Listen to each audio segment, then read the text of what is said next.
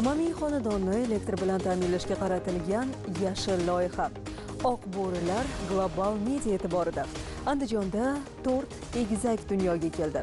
Infotech 2026 forumidan reportaj. Assalomu alaykum, efirda Fakt 24 dasturi.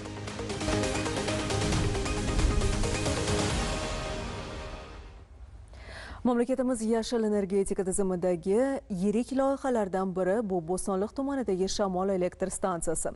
O'tgan yili qurilishi boshlangan mazkur inshoot deyarli to'liq foydalanishga shay. Aniqrog'i test rejimida ishga tushdi. Jarayonlar bilan hamkasbimiz Munisa Qudratova tanishtiradi. Biz hozir Bo'stonliq tumanining Burchmulla qishlog'idamiz. Bu yerda quvvati 20 megavatga teng bo'lgan Shamol elektr stansiyasi qurib bitkazildi.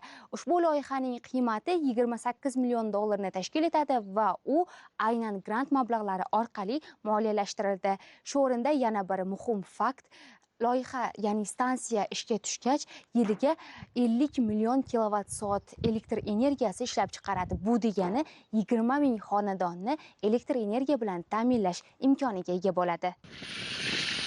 O'tgan bir yil ichida 10 gektar yer maydonida qurilish ishlari amalga oshirildi. Xitoydan zamonaviy texnologik uskunalar olib kelinib, bosqichma-bosqich davom etgan montaj ishlari ham yakunlandi. Ushbu Shamol elektr stansiyasi ishlab chiqargan elektr energiyasi orqali yiliga 811,1 ming kub metr tabiiy gaz yoki 3,15 ming tonna ko'mir tejaladi. Bu esa nafaqat ekologik jihatdan, balki iqtisodiy jihatdan ham samarali yechim hisoblanadi. Bugungi kunda Xitoy Xalq Respublikasi bilan hamkorlikda Chorvoq Shamol elektr stansiyasi loyihasi qurilish ishlari to'liq yakunlangan bo'lib, barcha texnologik asbob-uskunalar yetkazilib kelindi va montaj ishlari to'liq yakunlandi. Shu bilan birga ta'kidlash joizki, Chimyon podstansiyasi modernizatsiya ishlari ham to'liq yakunlandi va sinov ishlari amalga oshirilgan bo'lib, hozirgi kunda obyektimizda har bir Shamol elektr stansiyasini testviy rejimda ishlar amalga oshirilmoqda. Qurilish jarayonlari va unda foydalanilgan ilg'or texnologiyalar haqida xitoylik mutaxassislar o'z fikrini bildirdi. Bu 4 ta shamol turbinasi, jumladan pastdagi 35 kilovoltli kommutator stansiyasi Xitoy va O'zbekiston hamkorligini namoyish etuvchi loyihadir. Sarmoya miqdori taxminan 200 million yuanni tashkil etadi. Loyiha Xitoyning bosh pudratchisi TBA kompaniyasi, shuningdek ishlab chiqaruvchilar Sany Heavy Industry, Nanjing Nari Relays, Yunji va boshqa ko'plab Xitoy korxonalari tomonidan birgalikda asosiy uskuna va materiallar bilan ta'minlangan. Loyihaning o'ziga xos xususiyati shundaki, bu 100 metrdan ortiq balandlikdagi po'lat minora bo'lib, uning parraklari juda uzun, 90 metr. Aylanayotgan minora poydevoriga juda yuqori talablar qo'yiladi. Birinchidan, po'lat minora ostida 700-800 kub metrli katta beton poydevor qurish kerak. Bu poydevor juda og'ir.